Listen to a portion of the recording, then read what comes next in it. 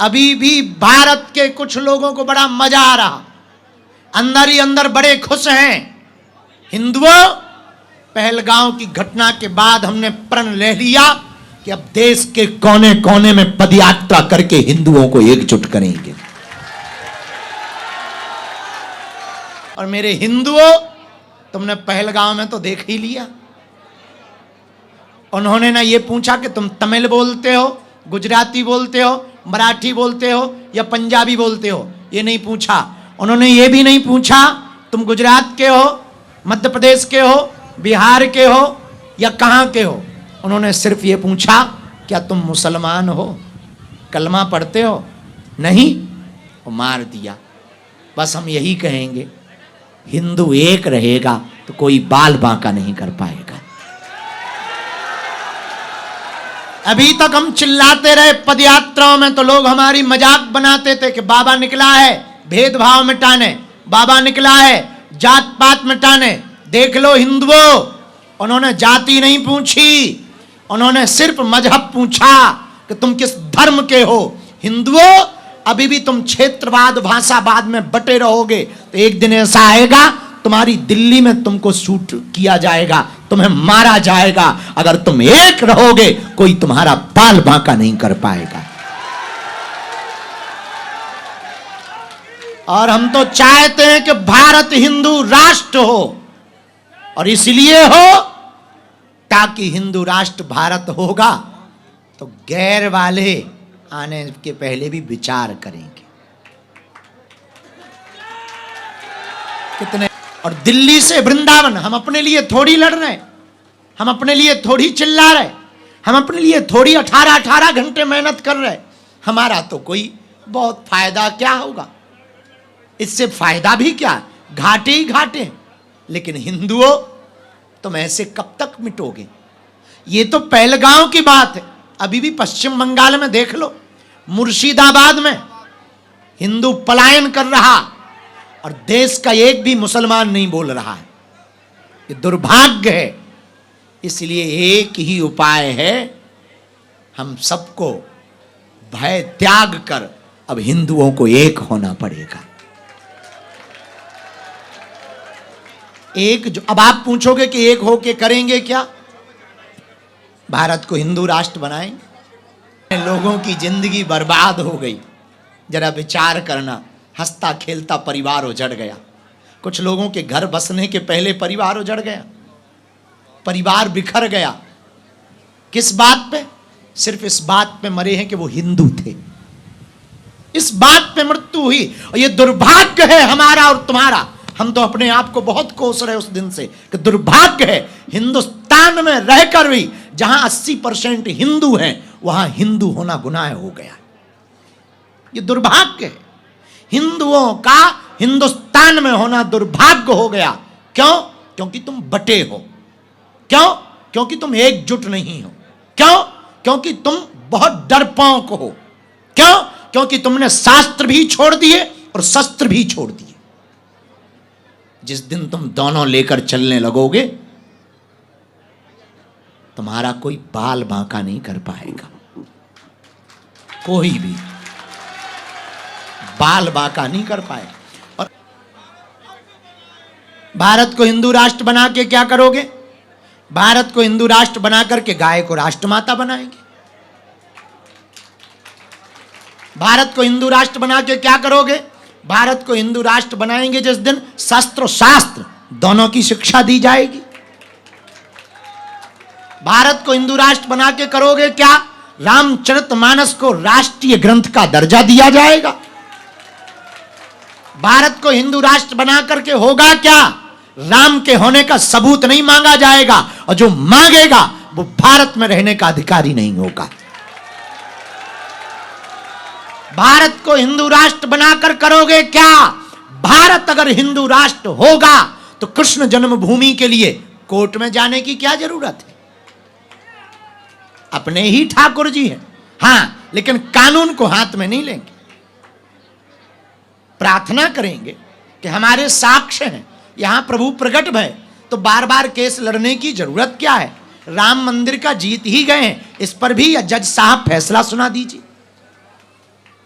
भारत अगर हिंदू राष्ट्र बनेगा तो एक प्रार्थना हम कर लें, हमें पक्का भरोसा है जिस दिन भारत हिंदू राष्ट्र होगा उस दिन हिंदू होना अपराध नहीं गौरव की बात होगी। भारत हिंदू राष्ट्र होगा तो दंड प्रणाली वेदोक्त पद्धति से होगी, शास्त्रोक्त पद्धति से होगी।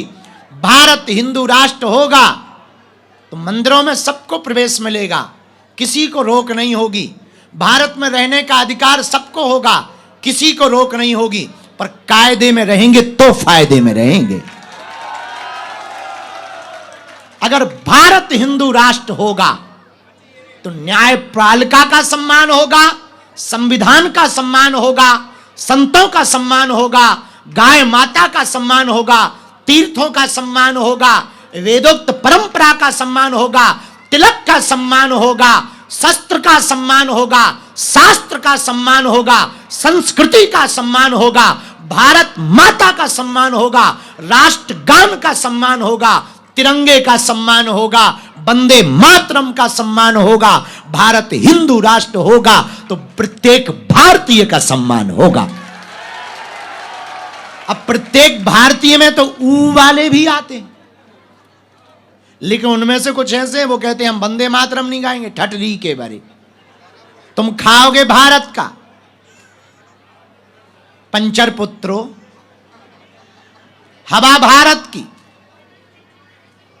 और तुम शूट करोगे कि हिंदू हो तो मुसलमान हो और तुम गोली मारो। पाकिस्तान, अब हम सरकार में होते तो हम बताते, हाँ, हम क्या बताएं। अंदर ही अंदर इतनी गुस्सा चढ़ी 2-3 दिन से कि अगर एक आध हमें मिल जाए, हमने तो उस चक्कर में एक कुत्ता का नाम पाकिस्तानी रखा, आहो एक कुत्ता का, और इतनी गाली बकी उसे, बहुत बहुत निंदनीय घटना हुई, इस सदी की सबसे निंदनीय घटना है। और फिर भी हम लोग बटे हैं, फिर भी हम लोग यत्र तत्र भाग रहे हैं। इसलिए गुरुग्राम वालों, क्या तुम चाहते हो कि तुम्हारे क्षेत्र से तुम्हें भगाया जाए? बोलो, अरे बोलो। क्या तुम चाहते हो कि तुम्हारे मकान पर दूसरे कब्जा करें?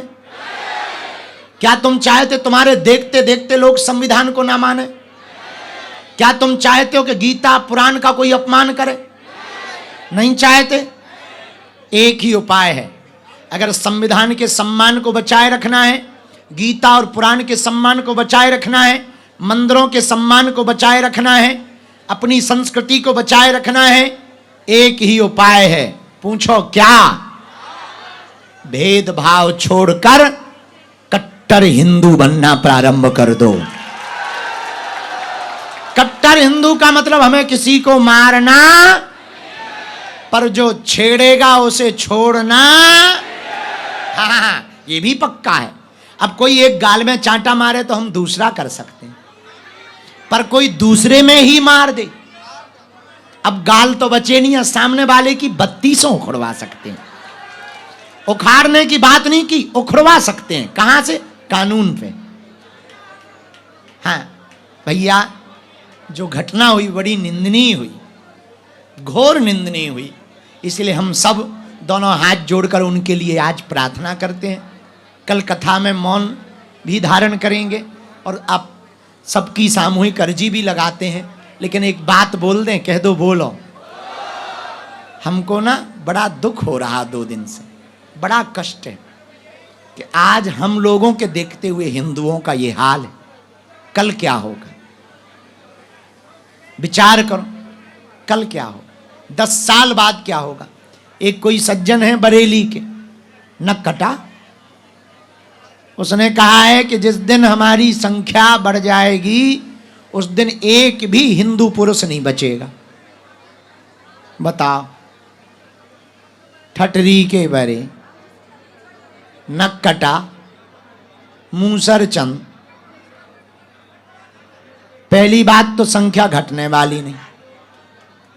दूसरी बात, ये वो वाले हिंदू नहीं है जो डर जाएं।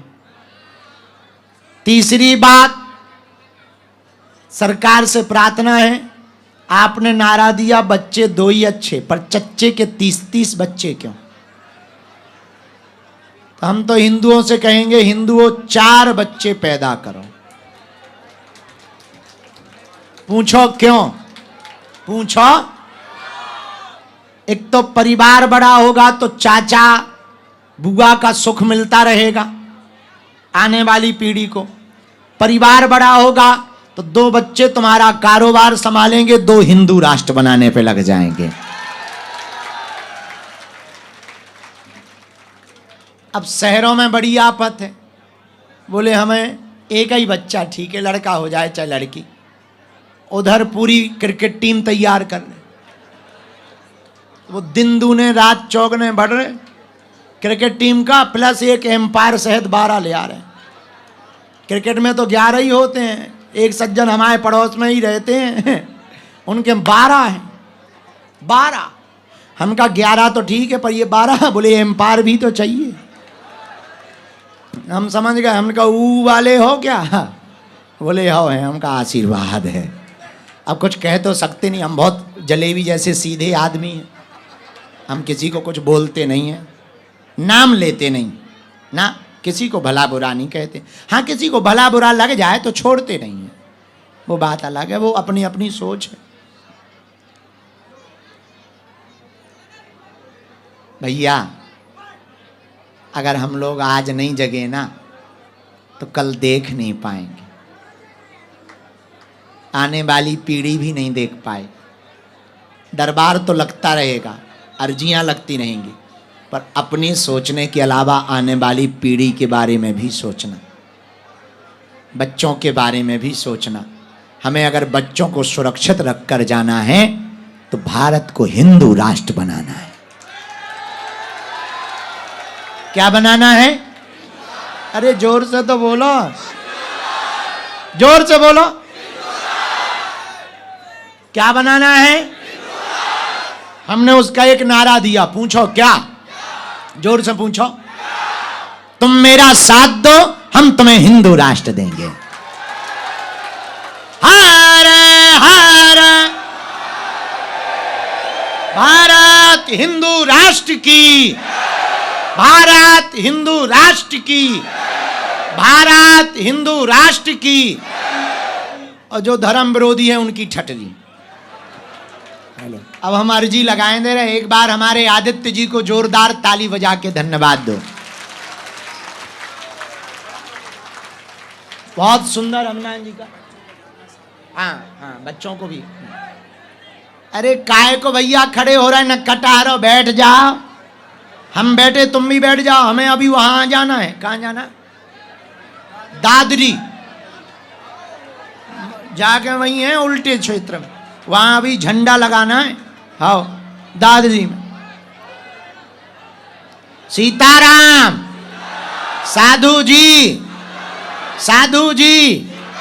तो आज क्या सीखा तुमने? घर पे कैसे जाना है, जलने वालों को क्या करना है?